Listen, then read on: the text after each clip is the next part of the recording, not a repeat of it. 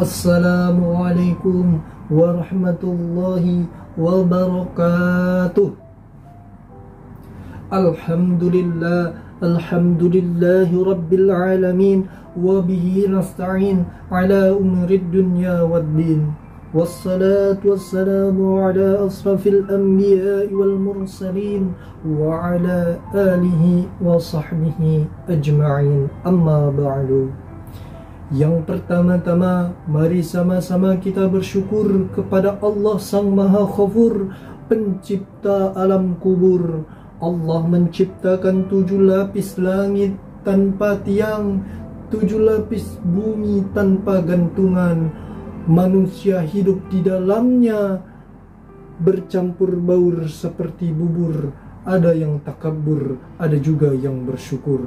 Semoga kiranya kita tergolong pada umatnya yang selalu bersyukur kepada Allah Subhanahu wa ta'ala. Yang kedua, salawat dan salam tak lupa pula kita sampaikan kepada junjungan kita Nabi besar Muhammad sallallahu alaihi wasallam. Beliau telah berjuang, pergi berjubah putih, pulang berjubah merah demi menegakkan kalimat La ilaha illallah. Semoga kita tergolong pada umatnya yang mendapatkan syafaat daripadanya di yaumil akhir nanti. Amin amin ya rabbal alamin. Apa yang hendak saya sampaikan pada kali ini sebenarnya berasal dari satu pertanyaan asasi.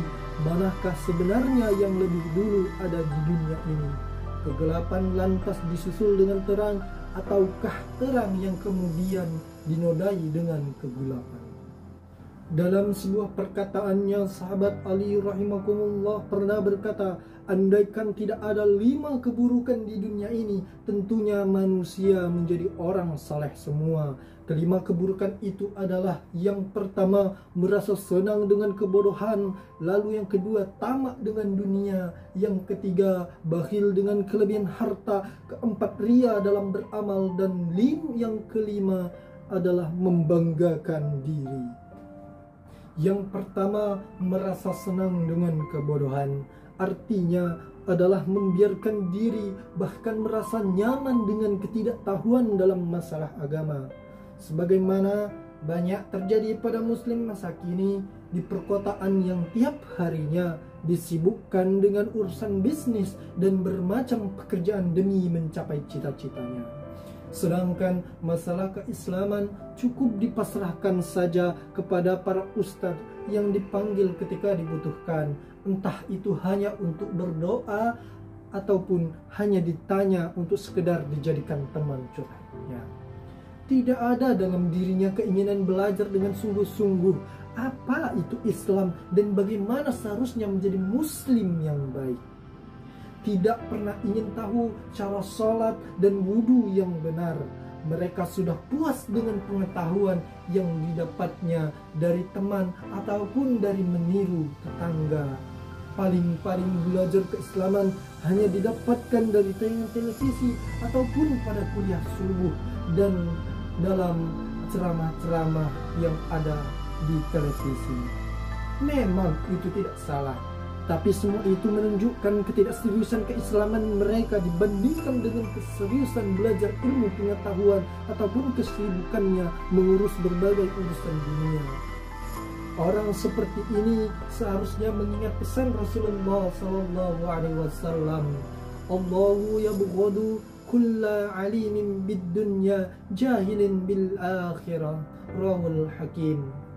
Yang artinya Allah membenci orang yang pandai dalam urusan dunia tetapi bodoh dalam urusan akhirat. Para hadirin yang dirahmati oleh Allah. Lalu yang kedua, tamak dengan dunia. Yang ketiga, bakhil dengan kelebihan harta. Keduanya merupakan pasangan yang selalu terkait bagaikan 2 sisi mata uang yang tak terpisahkan. Karena siapapun yang tamak dan merasa kurang dengan berbagai kepemilikan hartanya, pasti pastilah dia akan berlaku bakhil dan sangat sayang dengan kelebihan-kelebihan yang dimilikinya.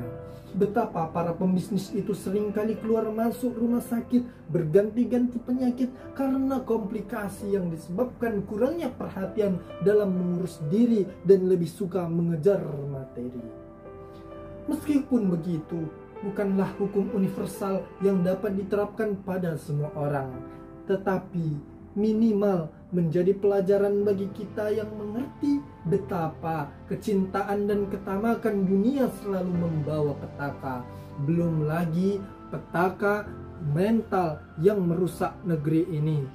Korupsi, kolusi, dan juga kebiasaan berbohong demi citra diri semua bermuara pada satu kata, yaitu tamak terhadap dunia.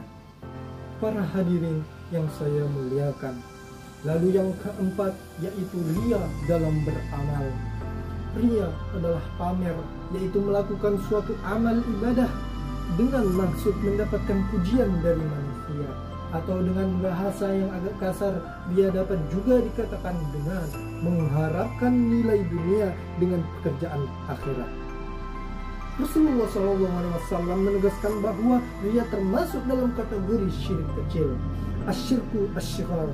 Dalam salah satu sabdanya, sesungguhnya sesuatu yang sangat saya khawatirkan atas dirimu adalah syirik kecil, yaitu ria. Hadis riwayat Ahmad. Disebut demikian karena perwujudan ria yang sangat halus dan tidak nampak. Adanya hanya dalam hati, tidak ketahuan di dalam tindakan diri. Para ulama mengibaratkan halusnya ria seperti semut hitam yang merayap di atas batu keras yang berwarna hitam di tengah pekat malam.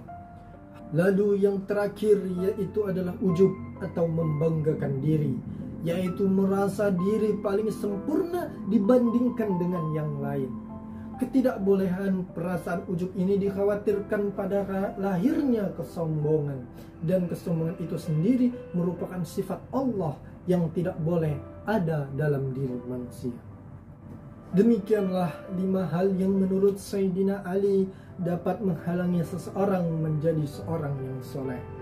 Semoga kita juga dapat menghindarkan diri kita dari kelima hal tersebut. Demikianlah ceramah singkat yang dapat saya sampaikan.